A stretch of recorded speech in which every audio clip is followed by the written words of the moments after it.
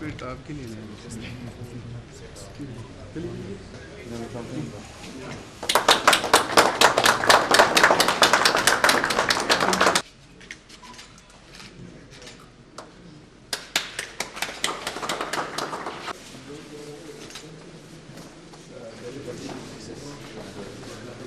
ठीक है, चला जाए।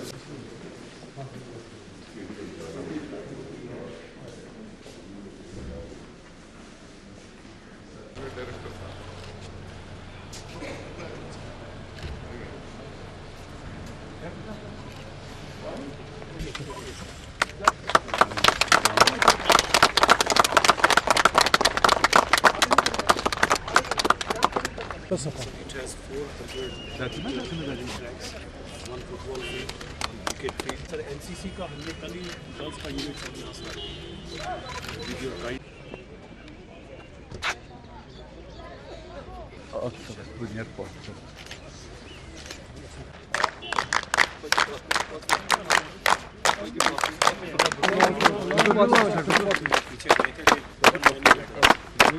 Var yapar. Bu zaman bu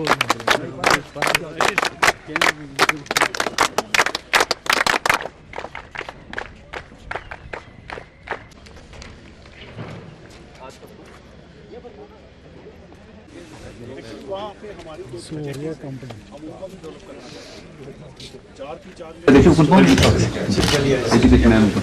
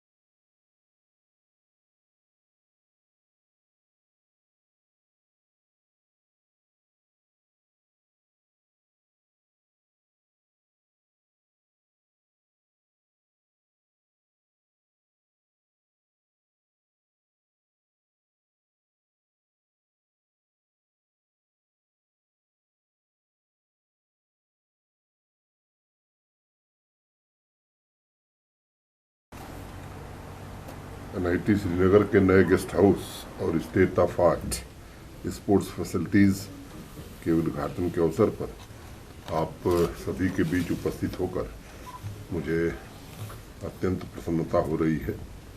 जैसा अभी डॉक्टर सहगल बता रहे थे, 60 वर्षों की जो आपकी यात्रा रही है वो निश्चित रूप से प्रशंसनीय रही है और मुझे लगता है कि किसी भी इस तरह के इंस्टीट्यूशन की जो पहली जिम्मेदारी है वो सोसाइटी की समस्याओं में हमारा उसके समाधान में क्या योगदान हो सकता है। मोटे तौर पर शिक्षा किस लिए, अगर बेसिक परिभाषा एजुकेशन की कोई समझे तो मुझे लगता है कि काम क्या है, यानी आप जैसे गुरुजनों का, तो हमारे अंदर की जो अनुभूति है उसे कैसे हम ठीक ढंग से एक्सप्रेस कर सकते हैं, उस दिशा में कैसे जा सकते हैं, उसे जागृत करने का काम ही मुझे लगता है कि टीचर का होता है। ये मोटी मोटी परिभाषा मुझे समझ में आती है।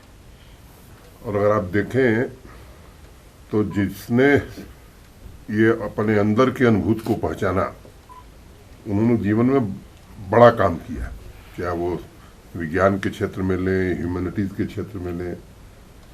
अब कई बार गांधी जी कक्षा 8 में पढ़ते थे तो राजा हरिश्चंद्र नाटक देखने गए, तो उस नाटक से वो इतने प्रभावित हुए कि जब घर लौटे तो शीशे के सामने खड़ा होकर के और वो डायलॉग बोलते थे। तब तो उन्होंने प्रण किया कि उनकी अंदर की अनुभूति क्या थी कि सत्य। अब उन्होंने कठिन और बड़ा संकल्प लिया कि जीवन में सत्य को कभी नहीं छोड़ेंगे।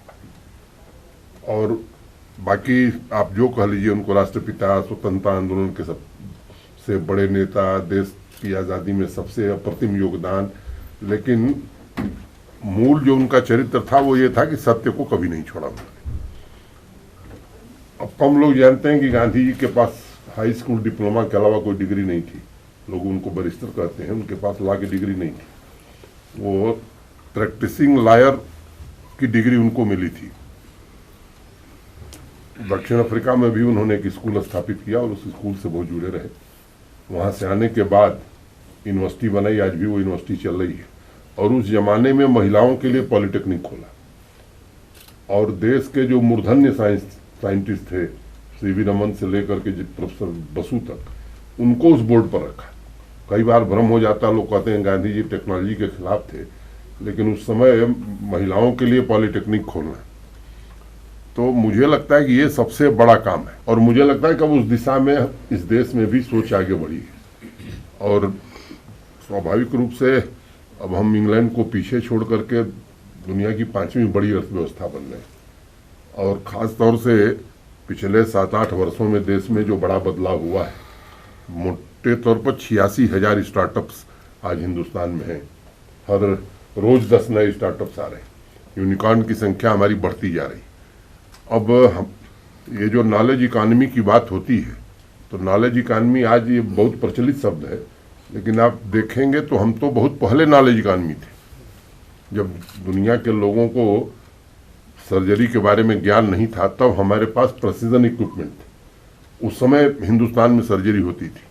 जब पानी के जहाज, इंग्लैंड के जहाज समुद्र में भटक जाते थे, तब हिंदुस्तान के जहाज अफ्रीका पार करके दुनिया के दूसरे देशों में जाते थे। उस समय जो हम स्टील बनाते थे, दुनिया में कहीं वैसा स्टील नहीं बनता था।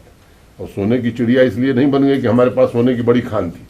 हम स्टील ले जाते थे, मलमल ले जाते थे, दुनिया के दूसरे देशों को देते थे और वहाँ से सोना ले आते थे। ये बीच के कालखंड में जो हमारी मूल प्रतिभा थी, और हम संपन्न इसलिए थे कि हमारे पास नॉलेज थी, उसके कारण हम संपन्न थे। बाकी हमारे पास कोई रिसोर्सेस ऐसे नहीं, आज भी नहीं। मुझे लगता है कि अब फिर वो दौर हमारा लौट रहा है और आप जैसे प्रतिष्ठित इंस्टीट्यूशंस की जिम्मेदारी और बढ़ गई है। और मुझे लगता है कि जो काम NIT ने किया है वो निश्चित रूप से वो प्रशंसनीय है।